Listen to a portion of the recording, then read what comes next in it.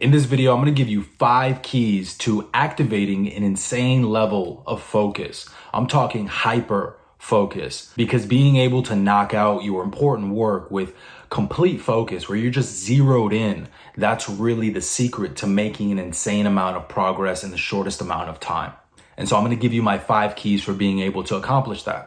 First key is you want to have clarity on exactly what you're doing in your work session. I know that sounds really obvious, but you'd be surprised how many people or how often you might try to get stuff done when you're not absolutely clear on exactly what you're working on. If you don't have a specific task that you're pointing your energy towards and that you're being focused on, well, then it becomes really easy for other things to compete for your attention and ultimately just, take you away from what you're doing. And then you're not going to be able to sustain focus for extended periods of time. And having a very clear task, you can think of it as a mini goal or a micro mission. And when you have this and you have clarity on exactly what you're going to be doing, that is a flow trigger. The flow trigger is just a trigger that allows you to get into a flow state where you're able to just execute without much second thought. You're just kind of flowing and ideas come to you. And so having this clarity on exactly what you're working on before you get into a work session, that is critical to being able to engage hyper focus. Just doing one thing at a time. And so having clarity on that task is how you're going to be able to knock things down very efficiently and effectively. After you have clarity on the singular task that you're going to be focusing your attention on for a given work session, and I recommend that the more challenging and the more important the task actually is, the earlier in the day it should be done. Like if it's high priority and it's quite challenging, you should do that first thing in the morning. This is when your energy is going to be the highest, and you want to dedicate more time to those types of tasks so that you can be in a longer flow state, undistracted, and you're going to be able to make way more progress. The second key is to track your focused work. And so I always work with a timer, and I have my clients do the same. As soon as you start working on the task, you start the timer. And then as soon as you go and you take a break, maybe you need to go to the bathroom, maybe you need to stretch yourself out, maybe you need to go get some food, or, you need to go do something else, right? And you stop working, or you find that your mind starts to wander. You want to stop the timer.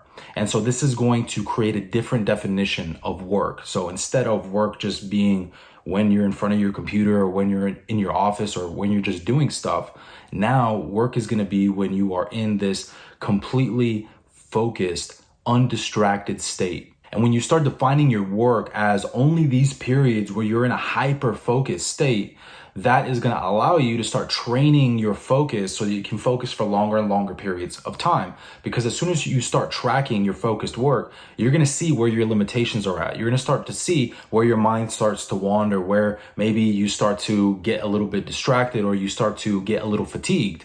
And you can then take note of that, and then you can start to stretch your limitations little by little and really kind of playing a game with yourself where you can see, okay, how much longer can you focus, and trying to focus for longer and longer periods. And that's how you train your focus muscle. And I know some people like to do like the Pomodoro technique or other time techniques where you focus for 25 minutes and then you take a 5-minute break and then you go back for another 25 minutes. I find that to be very counterproductive, and I don't like doing it that way, and my clients don't really like doing it that way. And so what we do instead is we just focus for as long as we possibly can. Depending on how difficult the task is that you're doing, it might take you about 10 to 15 minutes to drop into a flow state. And then if you're cutting yourself off at 25 minutes, well, you're cutting yourself off at the knees a little bit. You're kind of just ruining your flow. You're ruining your productivity, I've found. And so what I like to do instead is I'll just focus for as long as I can. Like once you're in a flow state, you want to ride that flow state as long as you possibly can.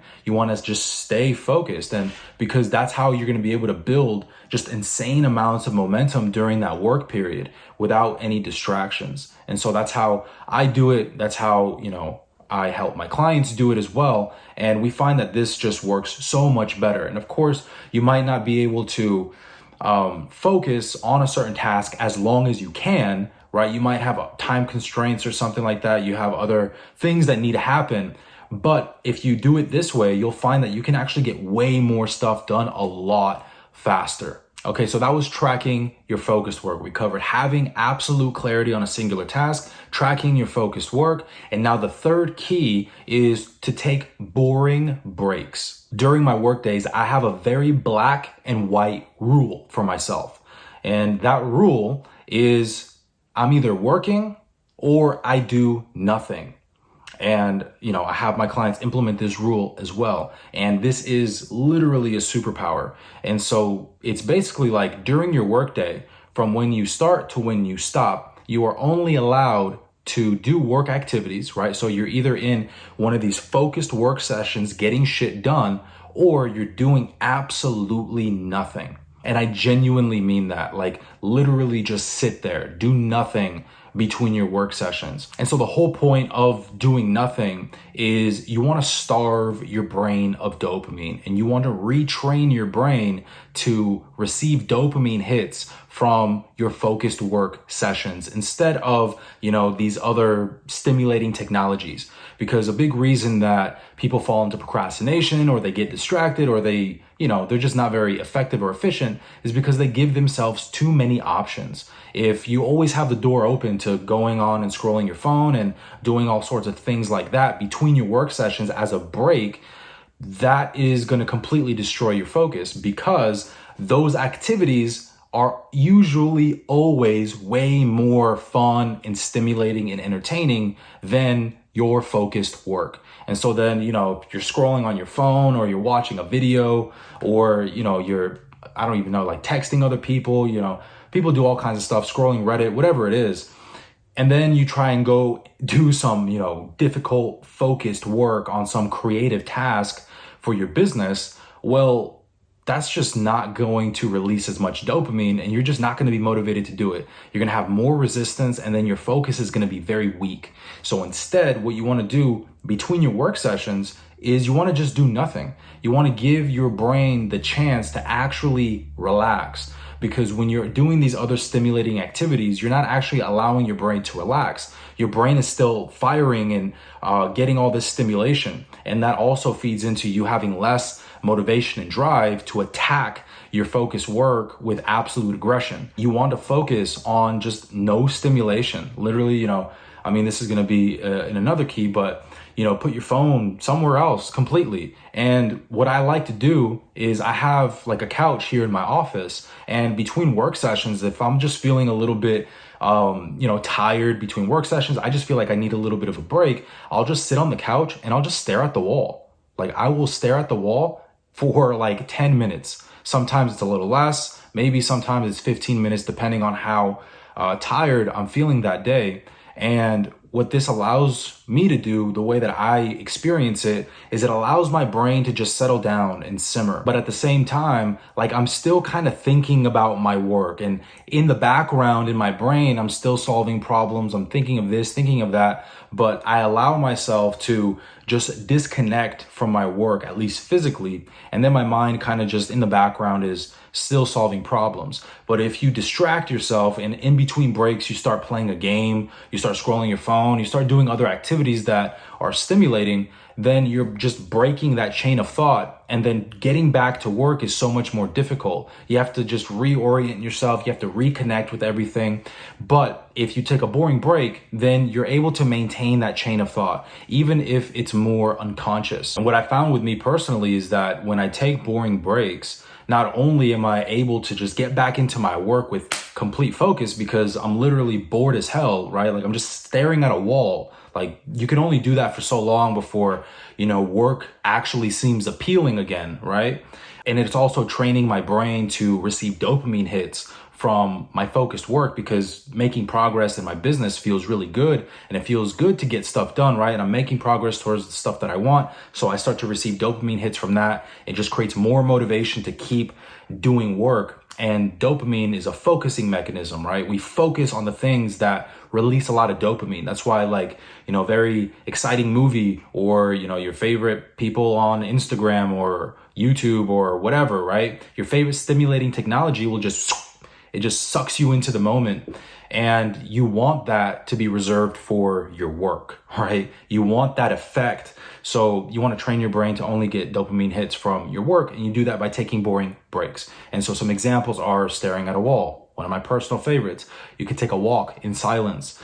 I will eat in silence. Like when I have my lunch break, I will prepare my food and I will eat in perfect silence. You can stretch yourself out. That's a really good one. Meditate a little bit. You could do some breath work.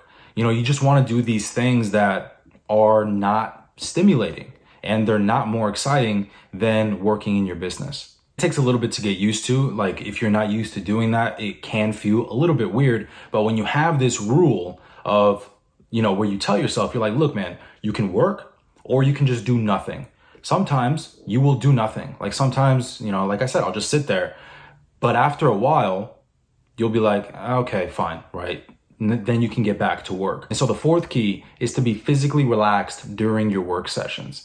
Now, you want to be as physically relaxed as possible throughout your entire day, but more specifically with your work sessions if you want to maintain this state of hyper focus for extended periods of time. Because if you're trying to work and you're all stressed out and you're all tense, that's just going to deplete your energy very quickly and it's going to make focusing so much harder.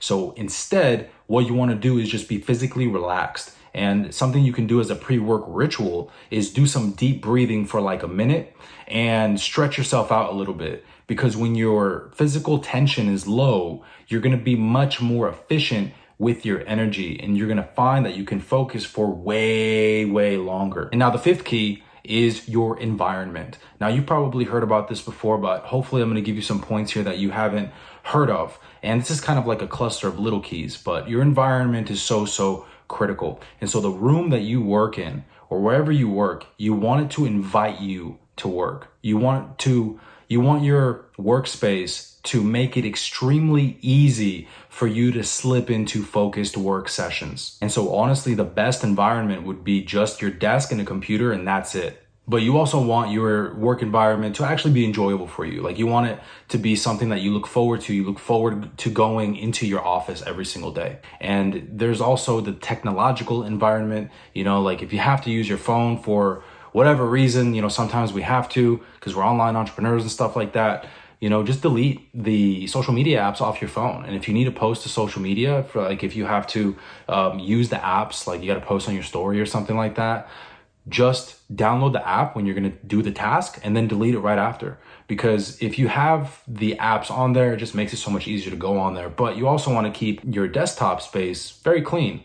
You want to just have an account on your computer that's just work. Like if you have other applications that aren't work related, just create a separate account and it's just work related. And when you're working, you have one tab open, you have one screen. Like these people have like a million different screens. I don't think that's very necessary.